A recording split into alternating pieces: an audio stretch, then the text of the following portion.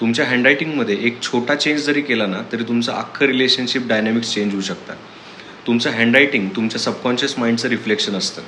जसं तुम्ही लिहिता तशी तुमची थॉट प्रोसेस असते, जशी थॉट प्रोसेस असते तसा तुमचा बिहेवियर पॅटर्न असतो, जसा बिहेवियर पॅटर्न असतो तोच जर का कन्सिस्टंट राहिला तर तशा तुमच्या सवयी तयार होतात.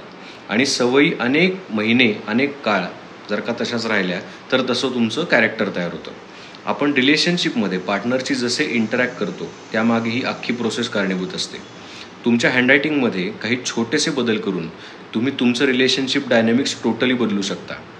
पहिला बदल, वायडर वर्ड स्पेसिंग, यांनी पर्सनल स्पेस तयार करता येते, ज्यामुळे इमोशनल बॅलन्स राखायला मदत होते, ओव्हर डिपेंडन्सी टाळता येते.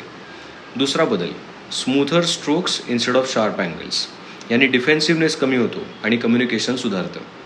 तिसरा बदल, prominent loops in letters like O, A and E, यांनी इमोशनल एक्सप्रेशन इम्प्रूव्ह करता येतं, कम्युनिकेशनमध्ये ओपननेस वाढवता येतो आणि ट्रस्ट बिल्डिंगची प्रोसेस सोपी होते. यातला कोणताही एक बदल डेली जर्नलिंग करताना कॉन्शियस एफर्ट्स घेऊन करायला सुरुवात करा.